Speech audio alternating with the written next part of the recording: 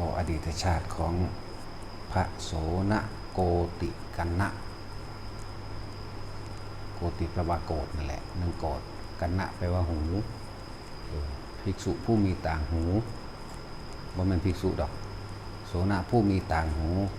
ในราคา1 โกฏเรื่องอดีตของเพิ่นความเป็นมากของเพิ่นก็พูดถึงแล้วก็ในก่อนหน้านั้นได้เกิดในศาสนาของพระพุทธเจ้าองค์ใดองค์หนึ่งเพิ่นเกิดเป็นนกพิราบแล้วก็ทำความสนิทสนมคุ้นเคยกันกับภิกษุองค์หนึ่งซึ่งเป็นสาวกของพระพุทธเจ้าองค์นั้นแหละภิกษุองค์นั้นเป็นผู้ทรงฌานเป็นผู้เจริญฌานเป็นผู้ตั้งมั่นหรือมั่นคงในฌานไปบิณฑบาตมากกับแบ่งปันอาหารให้กับนกพิราบกับจำสีผ่าจำคำเทศคำสอนเวลาภิกษุองค์นั้นทำการสวดมนต์สาธยายธรรมในตัวเองแหละหรือบางครั้งก็ท่องจำบทคำสอนของพระพุทธเจ้าแต่ละอันนกพิราบก็จื้อไว้จำเอาไว้ต่อมาก็เมื่อนกพิราบนั้นตายไปเกิดอยู่สวรรค์คนเด้นกพิราบแต่ว่ามันมีอันนึงอยู่ดอกที่ว่าเป็นเหตุที่มาของตุ่มหูราคา1 โกฏเวลาได้ฟังธรรมแล้วแม่นภิกษุองค์นั้นสิอยู่หรือบ่อยู่ในกุฏิมุ่งบังนั่นก็ตามนกอันนี้สิบินไปหาเก็บดอกไม้ก้านดอกไม้อันนั้นอันนี้มาบูชาไว้บูชาพระองค์นี้แหละบูชาจังซั่นตลอดแล้วก็บ่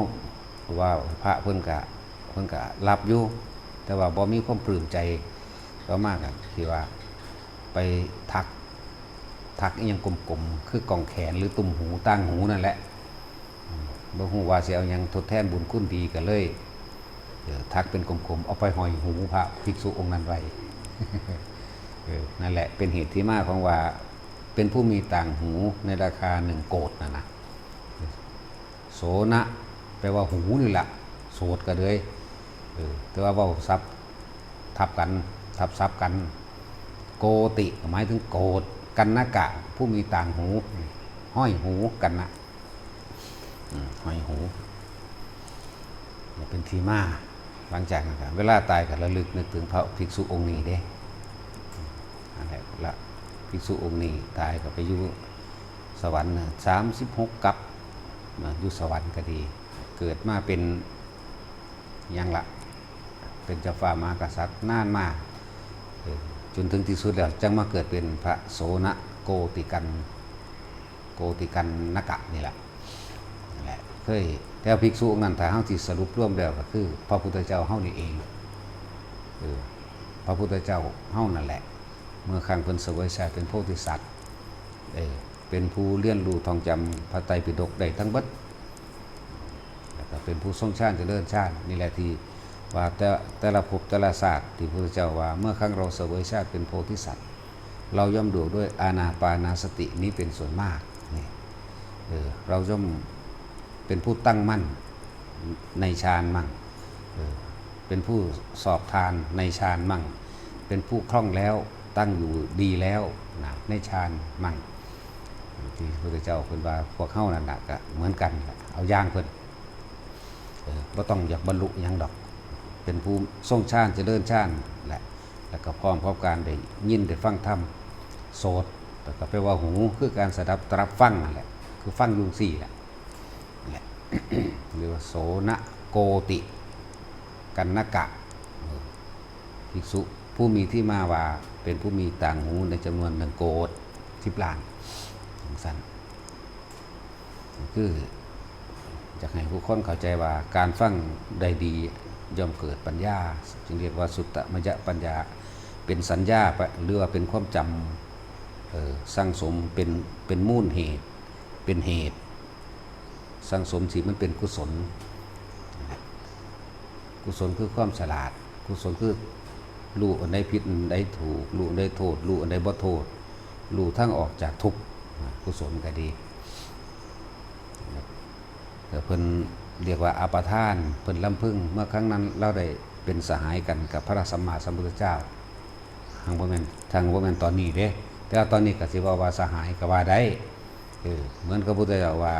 ดูก่อนภิกษุทั้งหลายนี่พวกเธอจงอาศัยกัลยาณมิตรอย่างเราพุทธเจ้าบ่ได้ถือพระองค์เด้กัลยาณมิตรอย่างเราเป็นหมู่เป็นพวกเป็นเพื่อน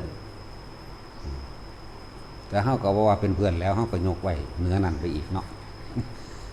แต่ว่าให้เอาธรรมต่างหากล่ะธรรมนะว่าแต่ละคนการฟังนั้นมันบ่แม่นว่ามันบ่มีประโยชน์มันมีประโยชน์นะว่าสุดท้ายมาพระโสนะกับบรรลุอรหันต์ตามหาพระพุทธเจ้าได้ยินได้ฟังข่าวว่าพุทโธอยู่ไสได้ยินข่าวว่าเขาลำลือว่าพระพุทธเจ้าเกิดขึ้นแล้วหรือสาวกของพระพุทธเจ้าองค์ใดองค์หนึ่งอยู่ไสนำหาล่ะจนได้พบฟังธรรมบทเดียวเท่านั้นเด้กับพระพุทธเจ้าบรรลุเลยนักสัตว์เขาเจ้ามีความเกี่ยวกันในอย่างหนึ่งเขาเจ้าก็ใครควรพิจารณามาดีกับสั่งสมไว้มาแล้วถ้าจะเว้าประวัติอีกอย่างหนึ่งเมื่อครั้งพระโสนะเนี่ยเกิดเป็นมนุษย์ติดต่อกันถึง100 ชาติได้บวชทั้ง100 ชาติเป็นตัดสลดใจบ่พวกเฮาได้บวชทั้ง100 ชาติชาติละ100ป้าตุนมาธรรมดาได้บวชตั้ง100 ชาติชาติละ100พรรษาตำราเขียนมาสั้นความจริงอาจจะครบมั่งบ่ครบมั่งหรือเลยมั่งก็มีเพราะบางพระชาติก็มีบางชาติก็อายุยืนแต่เพิ่นมาเทียบใส่สมัยนี้คนบ่เกิน100 ปีจังซี่นะคนอยู่ประมาณนี้ประมาณ100 ปีบางที่บางชาติ80,000 ปี40,000 ปีลักษณะนั้นอะไรจังว่าฟังไว้เถอะยังก็ดีมันบ่สูญหายไปไหนดอกขอให้เฮาใครควรพิจารณาอย่างเลยอื่นว่าพระโสนะโกติกันนกะนี่มีคนแย้งว่าเฮาเว้าชื่อผิดว่ากับพระโสนะกุติกันนกะนี่คนละองค์โกติกับกุติหมายถึงที่อยู่ผู้ได้ฟังธรรมจากพระเจ้าในวิหารเดียวกันหรือในที่อยู่เดียวกันอันนั้นลูกของนางกาลีคนละองค์กันเด้อ